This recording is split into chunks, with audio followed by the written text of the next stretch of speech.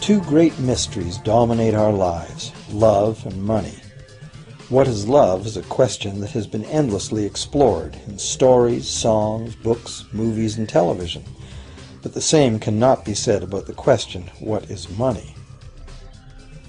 It's not surprising that monetary theory hasn't inspired any blockbuster movies, but it was not even mentioned at the schools most of us attended. For most of us, the question, where does money come from, brings to mind a picture of the mint printing bills and stamping coins. Money, most of us believe, is created by the government. It's true, but only to a point. Those metal and paper symbols of value we usually think of as money are indeed produced by an agency of the federal government called the Mint. But the vast majority of money is not created by the Mint. It is created in huge amounts every day by private corporations known as banks. Most of us believe that banks lend out money that has been entrusted to them by depositors. Easy to picture, but not the truth.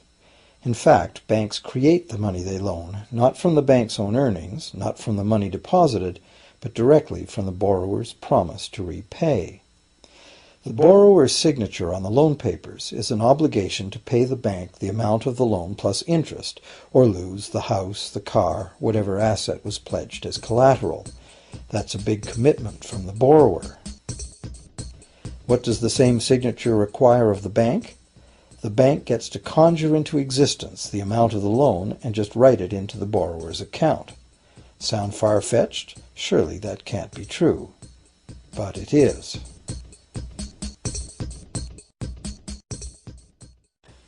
To demonstrate how this miracle of modern banking came about, consider this simple story, the goldsmith's tale. Once upon various times, pretty much anything was used as money. It just had to be portable, and enough people had to have faith that it could later be exchanged for things of real value, like food, clothing, and shelter. Shells, cocoa beans, pretty stones, even feathers have been used as money. Gold and silver were attractive, soft, and easy to work with, so some cultures became expert with these metals. Goldsmiths made trade much easier by casting coins, standardized units of these metals whose weight and purity was certified. Well, to protect his gold, the goldsmith needed a vault, and soon his fellow townsmen were knocking on his door, wanting to rent space to safeguard their own coins and valuables. Before long, the goldsmith was renting every shelf in the vault and earning a small income from his vault rental business. Years went by, and the goldsmith made an astute observation.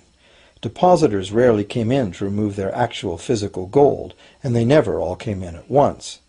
That was because the claim checks the goldsmith had written as receipts for the gold were being traded in the marketplace as if they were the gold itself.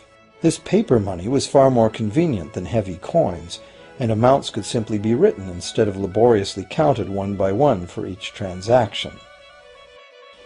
Meanwhile, the goldsmith had another business.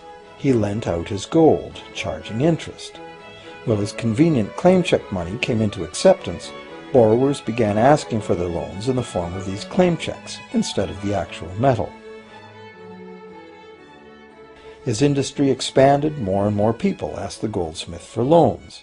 This gave the goldsmith an even better idea. He knew that very few of his depositors ever removed their actual gold, so the goldsmith figured he could easily get away with lending out claim checks against his depositors' gold, in addition to his own. As long as the loans were repaid, his depositors would be none the wiser and no worse off, and the goldsmith, now more banker than artisan, would make a far greater profit than he could by lending only his own gold. For years, the goldsmith secretly enjoyed a good income from the interest earned on everybody else's deposits. Now a prominent lender, he grew steadily richer than his fellow townsmen, and he flaunted it. Suspicions grew that he was spending his depositors' money. His depositors got together and threatened withdrawal of their gold if the goldsmith didn't come clean about his newfound wealth. Contrary to what one might expect, this did not turn out to be a disaster for the goldsmith. Despite the duplicity inherent in his scheme, his idea did work. The depositors had not lost anything. Their gold was all safe in the goldsmith's vault. Well, rather than taking back their gold, the depositors demanded that the goldsmith, now their banker, cut them in by paying them a share of the interest. And that was the beginning of banking. The banker paid a low interest rate on deposits of other people's money that he then loaned out at a higher interest. The difference covered the bank's cost of operation and its profit. The logic of this system was simple, and it seemed like a reasonable way to satisfy the demand for credit. However, this is not the way banking works today. Our goldsmith banker was not content with the income remaining after sharing the interest earnings with his depositors, and the demand for credit was growing fast as Europeans spread out across the world. But his loans were limited by the amount of gold his depositors had in his vault. That's when he got an even bolder idea.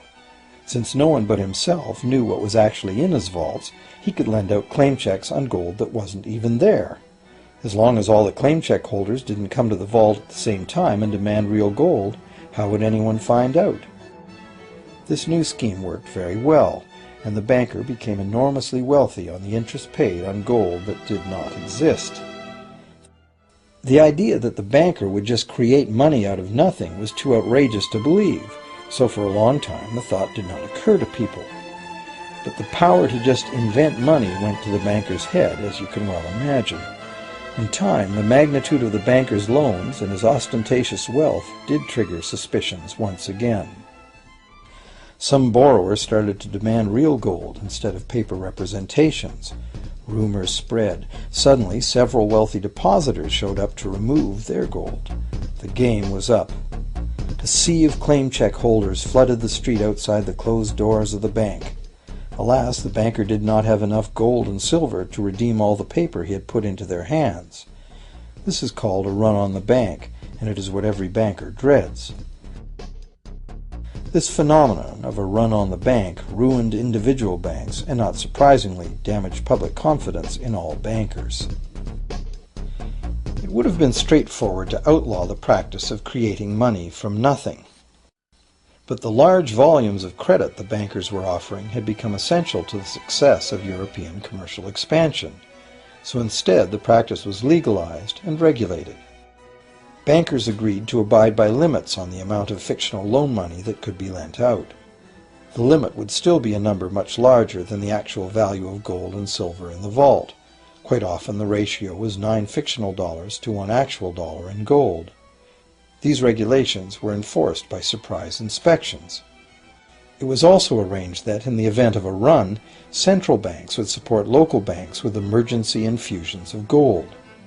Only if there were runs on a lot of banks simultaneously would the banker's credit bubble burst and the system come crashing down.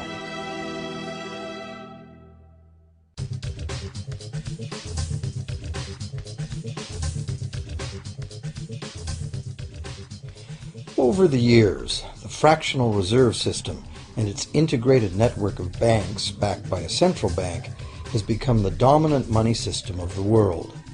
At the same time, the fraction of gold backing the debt money has steadily shrunk to nothing. The basic nature of money has changed. In the past, a paper dollar was actually a receipt that could be redeemed for a fixed weight of gold or silver. In the present, a paper or digital dollar can only be redeemed for another paper or digital dollar. In the past, privately created bank credit existed only in the form of private banknotes, which people had the choice to refuse, just as we have the choice to refuse someone's private check today. In the present, privately created bank credit is legally convertible to government-issued fiat currency, the dollars, loonies, and pounds we habitually think of as money. Fiat currency is money created by government fiat or decree, and legal tender laws declare that citizens must accept this fiat money as payment for debt, or else the courts will not enforce the obligation.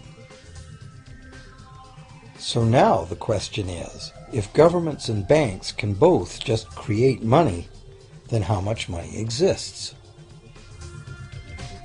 In the past, the total amount of money in existence was limited to the actual physical quantities of whatever commodity was in use as money. For example, in order for new gold or silver money to be created, more gold or silver had to be found and dug out of the ground. In the present, money is literally created as debt. New money is created whenever anyone takes a loan from the bank. As a result, the total amount of money that can be created has only one real limit: the total level of debt.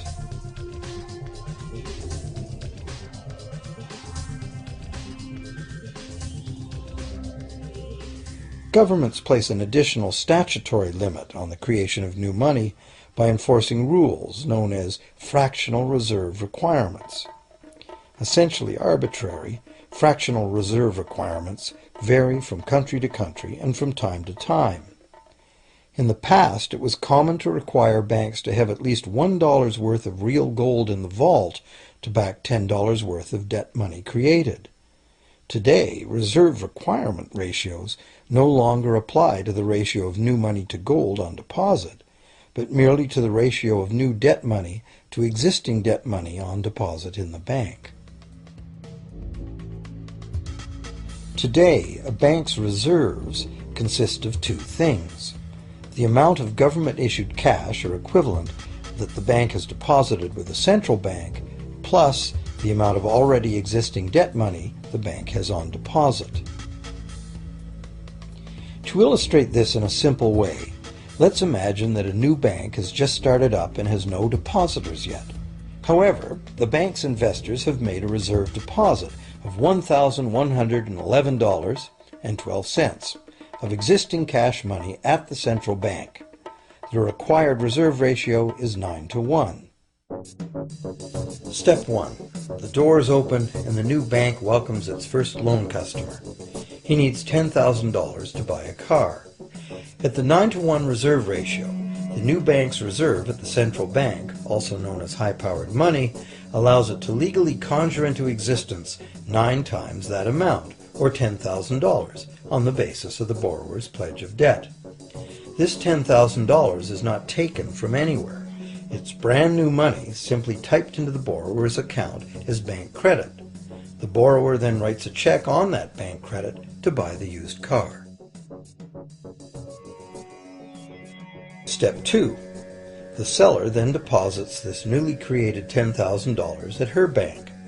Unlike the high-powered government money deposited at the central bank, this newly created credit money cannot be multiplied by the reserve ratio. Instead, it's divided by the reserve ratio. At a ratio of 9-to-1, a new loan of $9,000 can be created on the basis of the $10,000 deposit. Step 3. If that $9,000 is then deposited by a third party at the same bank that created it or at a different one, it becomes the legal basis for a third issue of bank credit, this time for the amount of $8,100. Like one of those Russian dolls, where each layer contains a slightly smaller doll inside, each new deposit contains the potential for a slightly smaller loan in an infinitely decreasing series. Now, if the loan money created is not deposited at the bank, the process stops. That's the unpredictable part of the money creation mechanism. But more likely, at every step, the new money will be deposited at a bank, and the reserve ratio process can repeat itself over and over until almost $100,000 of brand new money has been created within the banking system. All of this new money has been created entirely from debt, and the whole process has been legally authorized by the initial reserve deposit of just $1,111.12, which is still sitting untouched at the central bank. What's more, under this ingenious system, the books of each bank in the chain must show that the bank has 10% more on deposit than it has out on loan. This gives banks a very real incentive to seek deposits in order to be able to make loans, supporting the general but misleading impression that loans come out of deposits. Now, unless all the successive loans are deposited at the same bank, It cannot be said that any one bank got to multiply its initial high-powered money reserve almost 90 times by issuing bank credit out of nothing. However, the banking system is a closed loop. Bank credit created at one bank becomes a deposit in another, and vice versa.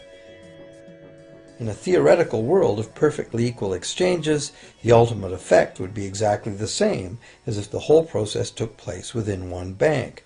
That is, the bank's initial central bank reserve of a little over $1,100 allows it to ultimately collect interest on up to $100,000 the bank never had.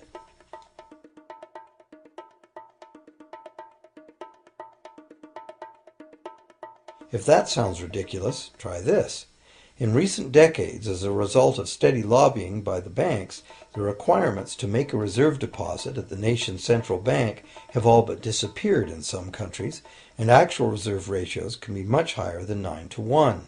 For some types of accounts, 20-to-1 and 30-to-1 ratios are common. And even more recently, by using loan fees to raise the required reserve from the borrower, banks have now found a way to circumvent reserve requirement limitations entirely.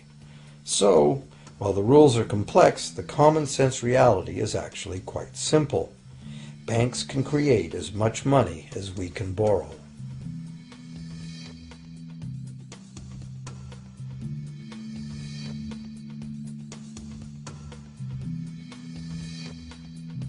Despite the endlessly presented mint footage, government-created money typically accounts for less than 5% of the money in circulation. More than 95% of all money in existence today was created by someone signing a pledge of indebtedness to a bank. What's more, this bank credit money is being created and destroyed in huge amounts every day, as new loans are made and old ones repaid.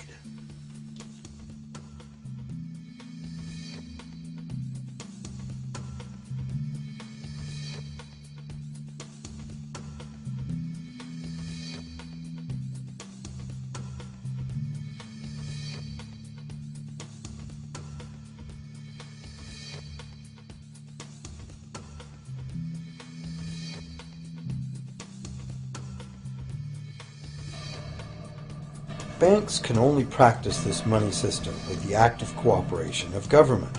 First, governments pass legal tender laws to make us use the national fiat currency.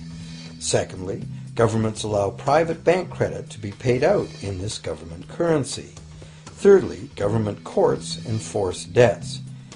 And lastly, governments pass regulations to protect the money system's functionality and credibility with the public, while doing nothing to inform the public about where money really comes from. The simple truth is that when we sign on the dotted line for a so-called loan or mortgage, our signed pledge of payment, backed by the assets we pledge to forfeit should we fail to pay, is the only thing of real value involved in the transaction. To anyone who believes we will honor our pledge, that loan agreement or mortgage is now a portable, exchangeable, and saleable piece of paper. It's an IOU. It represents value and is therefore a form of money. This money the borrower exchanges for the bank's so-called loan. Now, a loan in the real world means that the lender must have something to lend. If you need a hammer, my loaning you a promise to provide a hammer I don't have won't be of much help. But in the artificial world of money, a bank's promise to pay money it doesn't have is allowed to be passed off as money, and we accept it as such.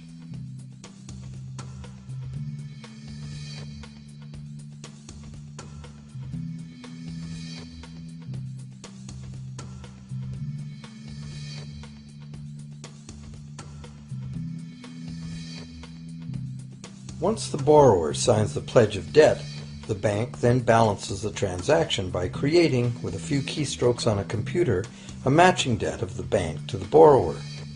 From the borrower's point of view, this becomes loan money in his or her account, and because the government allows this debt of the bank to the borrower to be converted to government fiat currency, everyone has to accept it as money.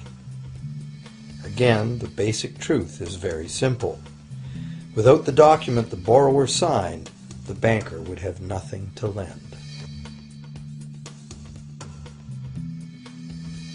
Have you ever wondered how everyone, governments, corporations, small businesses, families, can all be in debt at the same time and for such astronomical amounts? Have you ever questioned how there can be that much money out there to lend? Now you know. There isn't. Banks do not lend money. They simply create it from debt. And as debt is potentially unlimited, so is the supply of money. And as it turns out, the opposite situation is also true. Isn't it astounding that despite the incredible wealth of resources, innovation, and productivity that surrounds us, almost all of us, from governments to companies to individuals, are heavily in debt to bankers? If only people would stop and think, how can that be? How can it be that the people who actually produce all the real wealth in the world are in debt to those who merely lend out the money that represents the wealth? Even more amazing is that once we realize that money really is debt, we realize that if there was no debt, there'd be no money.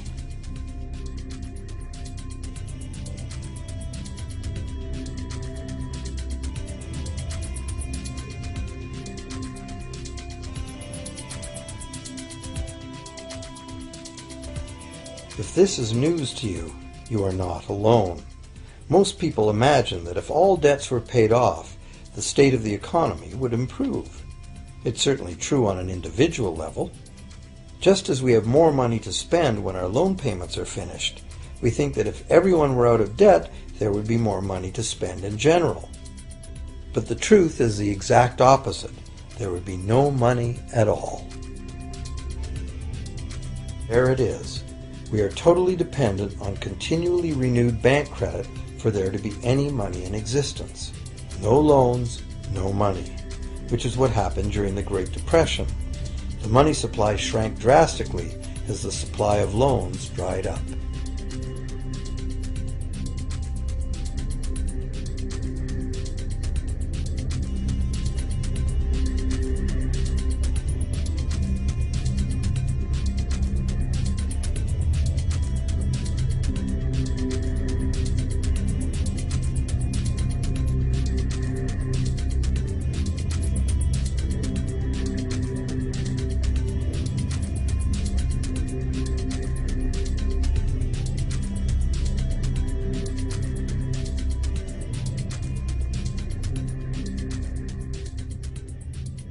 And that's not all.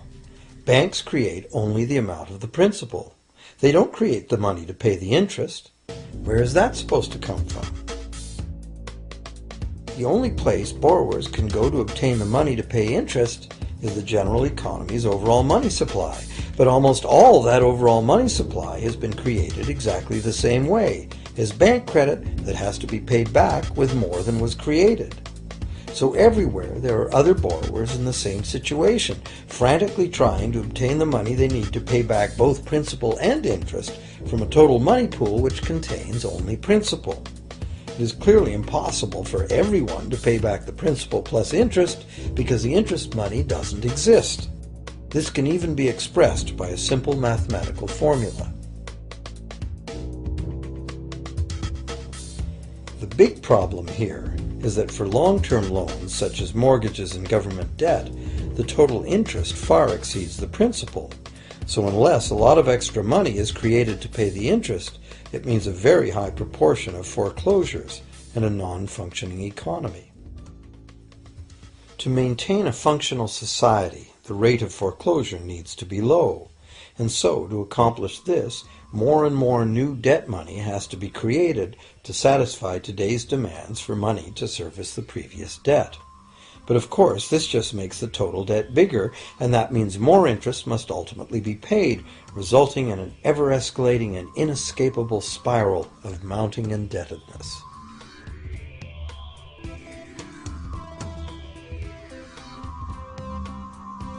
It is only the time lag between money's creation as new loans and its repayment that keeps the overall shortage of money from catching up and bankrupting the entire system.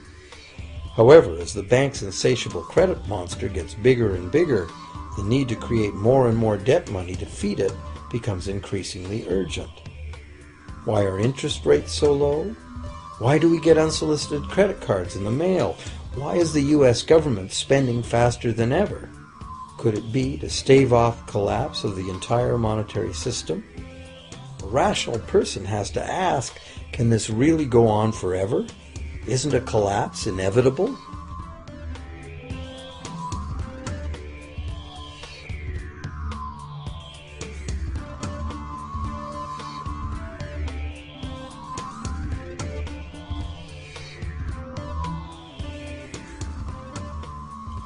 Money facilitates production and trade.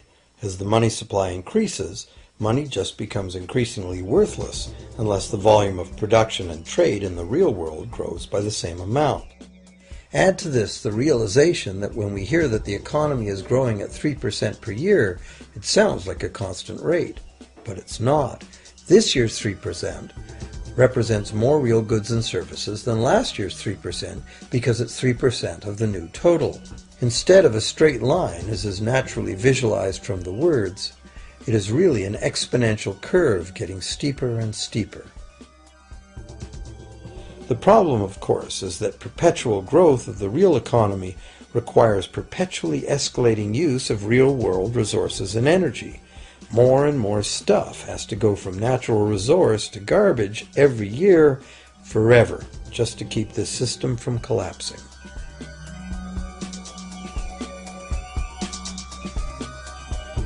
What can we do about this downright scary situation? For one thing, we need a very different concept of money. It's time more people asked themselves and their governments 4 simple questions. Around the world, governments borrow money at interest from private banks.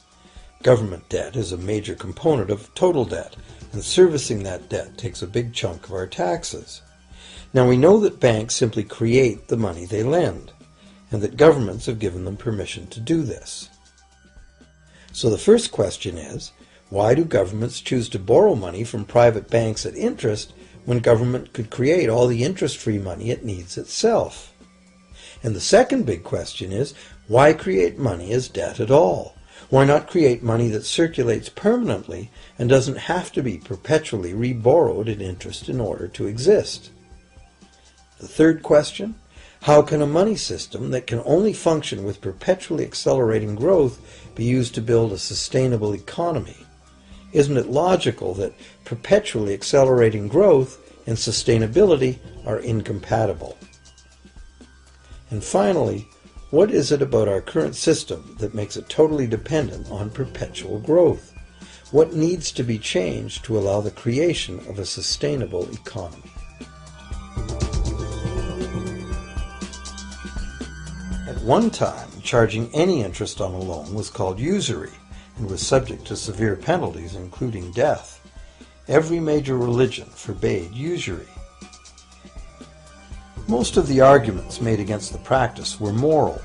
It was held that money's only legitimate purpose was to facilitate the exchange of real goods and services. Any form of making money from simply having money was regarded as the act of a parasite or of a thief. However, as the credit needs of commerce increased, the moral arguments eventually gave way to the argument that lending involves risk and loss of opportunity to the lender, and therefore attempting to make a profit from lending is justified. Today, these notions seem quaint. Today, the idea of making money from money is held as an ideal to strive for. Why work when you can get your money to work for you? However, in trying to envision a sustainable future, it's very clear that the charging of interest is both a moral and a practical problem.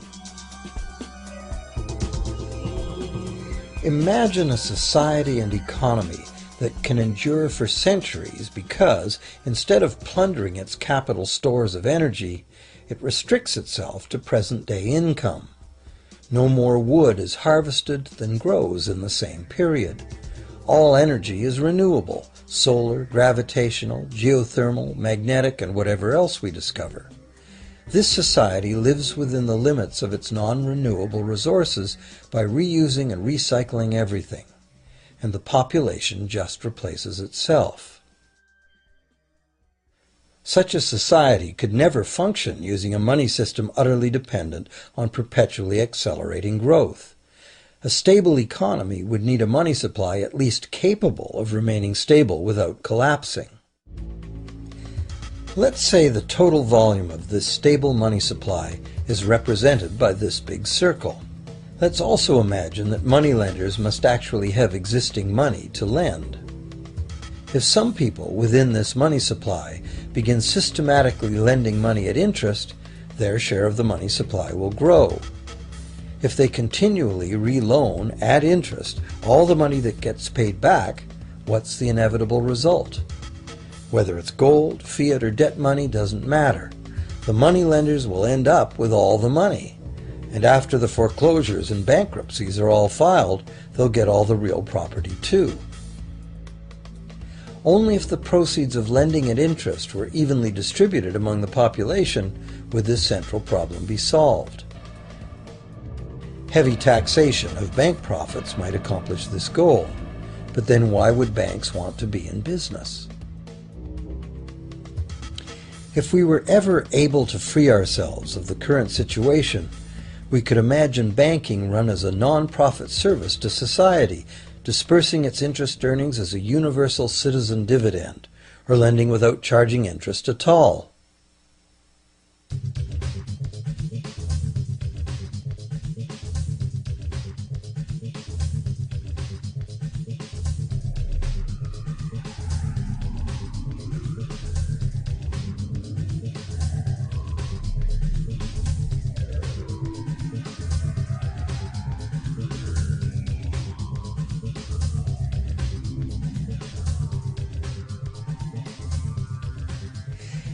If it is the fundamental nature of the system that causes the problems, tinkering with the system cannot ever solve those problems. The system itself must be replaced. Many monetary critics call for a return to gold-based money, claiming that gold has a long history of reliability. They ignore the many scams that can be played with gold, shaving coins, debasing the metal, cornering the market, all of which were abundantly practiced in ancient Rome and contributed to its fall. Some advocate silver, it being more abundant than gold and therefore more difficult to corner.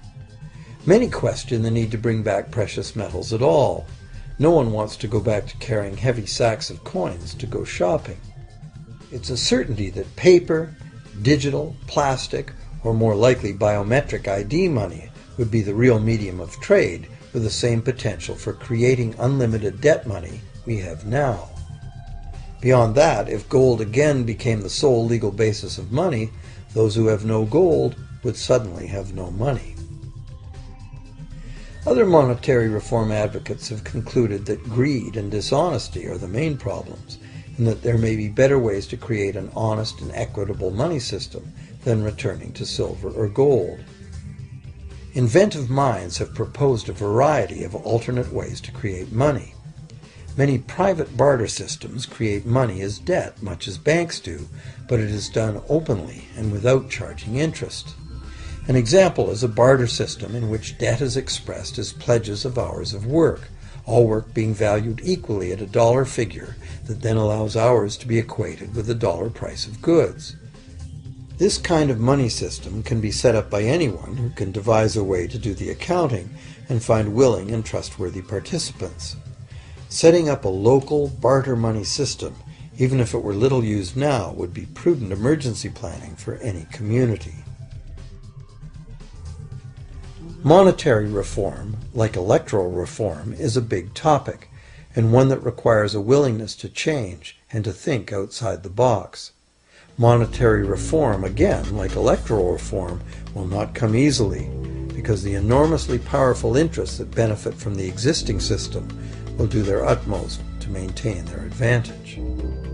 Now that we've seen that money is just an idea, and that in reality money can be whatever we make it, here's one very simple alternative monetary concept to consider.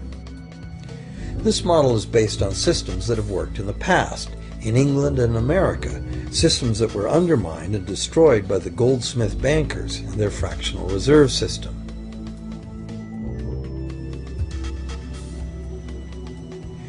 create an economy based on permanent interest-free money, money could simply be created and spent into the economy by the government, preferably on long-lasting infrastructure that facilitates the economy, such as roads, railroads, bridges, harbors, and public markets. This money would not be created as debt, it would be created as value, that value being in the form of whatever it was spent on. If this new money facilitated a proportional increase in trade requiring its use, it would cause no inflation whatsoever. If government spending did cause inflation, there would be two courses of action available. Inflation is equivalent in effect to a flat tax on money. Whether the money goes down in value 20% or the government takes 20% of our money away from us, the effect on our buying power is the same. Viewed this way, inflation in place of taxation might be politically acceptable if well spent and kept within limits. Or government could choose to counter inflation by collecting tax monies that it then takes out of use, thus reducing the money supply and restoring its value. To control deflation, which is the phenomenon of falling wages and prices, the government would simply spend more money into existence. With no competing private debt money creation, governments would have more effective control of their nation's money supply. The public would know whom to blame if things went wrong. Governments would rise and fall on their ability to preserve the value of money. Government would operate primarily on taxes, as it does now, but tax money would go much, much further, as none of it would be required to pay interest to private bankers. There could be no national debt if the federal government simply created the money it needed. Our perpetual collective servitude to the banks through interest payments on government debt would be impossible.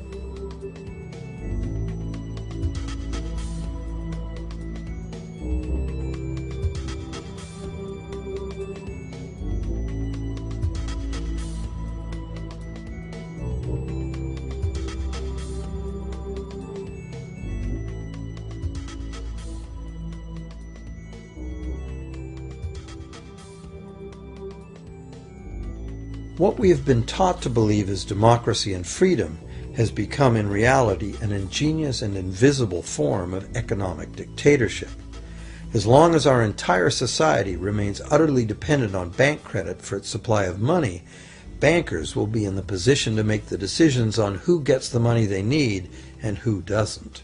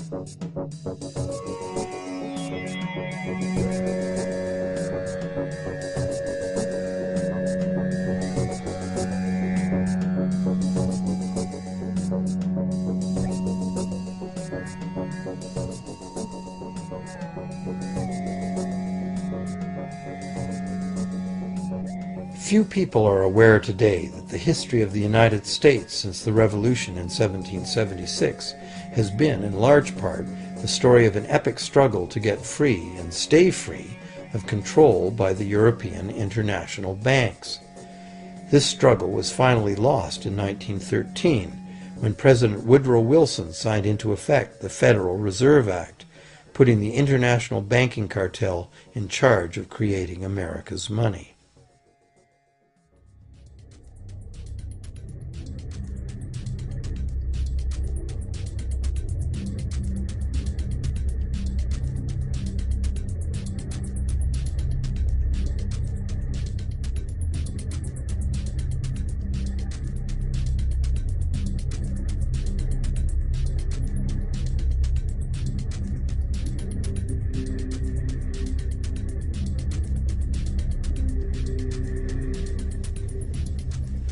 The power of this system is deeply ingrained.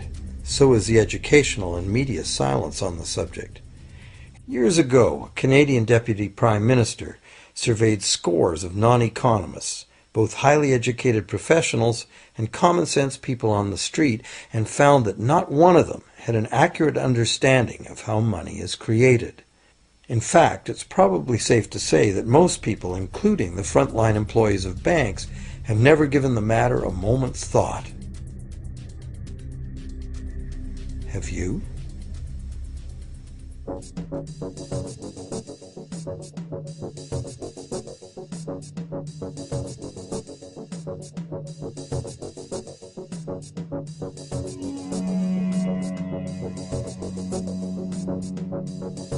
The modern money-as-debt system was born a little over 300 years ago, when the first Bank of England was set up with a royal charter for fractional lending of gold receipts at a modest ratio of 2 to 1. That modest ratio was just the proverbial foot in the door.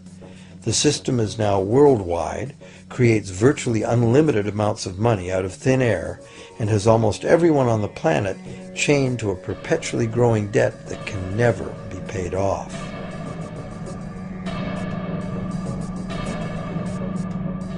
Could it have all happened by accident? Or is it a conspiracy? Obviously, something very big is at stake here.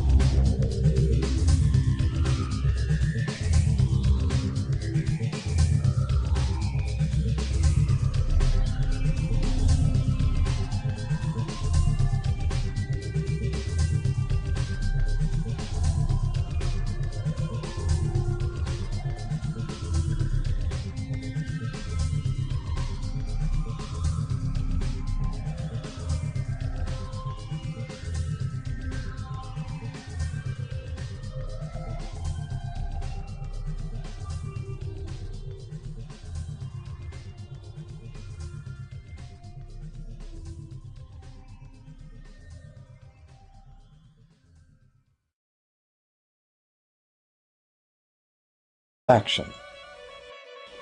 Meanwhile, the goldsmith had another business. He lent out his gold, charging interest. Well, as convenient claim check money came into acceptance, borrowers began asking for their loans in the form of these claim checks instead of the actual metal. As industry expanded, more and more people asked the goldsmith for loans. This gave the goldsmith an even better idea.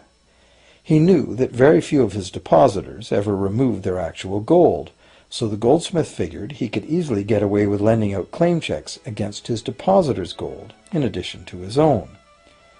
As long as the loans were repaid, his depositors would be none the wiser and no worse off, and the goldsmith, now more banker than artisan, would make a far greater profit than he could by lending only his own gold. For years, the goldsmith secretly enjoyed a good income from the interest earned on everybody else's deposits. Now a prominent lender, he grew steadily richer than his fellow townsmen, and he flaunted it. Suspicions grew that he was spending his depositors' money. His depositors got together and threatened withdrawal of their gold if the goldsmith didn't come clean about his newfound wealth. Contrary of the federal government called the mint. But the vast majority of money is not created by the mint. It is created in huge amounts every day by private corporations known as banks. Most of us believe that banks lend out money that has been entrusted to them by depositors. Easy to picture, but not the truth. In fact, banks create the money they loan, not from the bank's own earnings, not from the money deposited, but directly from the borrower's promise to repay. The borrower's signature on the loan papers is an obligation to pay the bank the amount of the loan plus interest, or lose the house, the car, whatever asset was pledged as collateral. That's a big commitment from the borrower. What does the same signature require of the bank? The bank gets to conjure into existence the amount of the loan and just write it into the borrower's account. Sound far-fetched? Surely that can't be true. But it is.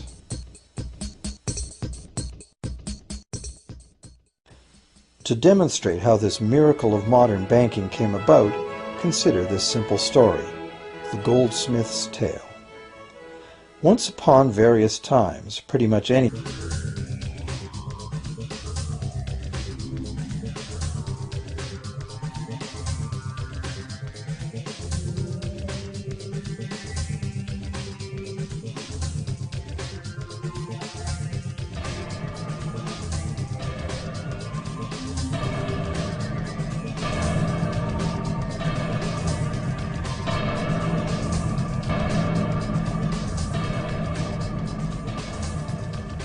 Two great mysteries dominate our lives, love and money. What is love is a question that has been endlessly explored in stories, songs, books, movies, and television. But the same cannot be said about the question, what is money? It's not surprising that monetary theory hasn't inspired any blockbuster movies, but it was not even mentioned at the schools most of us attended. For most of us, the question, where does money come from, brings to mind a picture of the mint printing bills and stamping coins. Money, most of us believe, is created by the government. It's true, but only to a point. Those metal and paper symbols of value we usually think of as money are indeed produced by an agency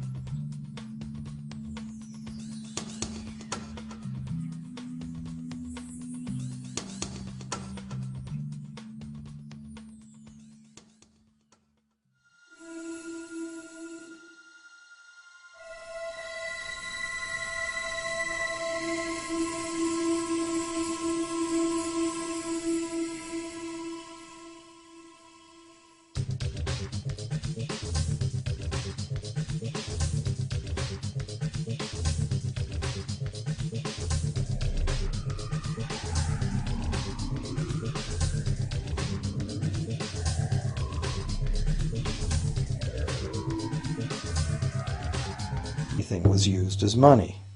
It just had to be portable, and enough people had to have faith that it could later be exchanged for things of real value, like food, clothing, and shelter. Shells, cocoa beans, pretty stones, even feathers have been used as money. Gold and silver were attractive, soft, and easy to work with, so some cultures became expert with these metals. Goldsmiths made trade much easier by casting coins, standardized units of these metals whose weight and purity was certified. Well, to protect his gold, the goldsmith needed a vault, and soon his fellow townsmen were knocking on his door, wanting to rent space to safeguard their own coins and valuables. Before long, the goldsmith was renting every shelf in the vault and earning a small income from his vault rental business. Years went by, and the goldsmith made an astute observation. Depositors rarely came in to remove their actual physical gold, and they never all came in at once. That was because the claim checks the goldsmith had written as receipts for the gold were being traded in the marketplace as if they were the gold itself.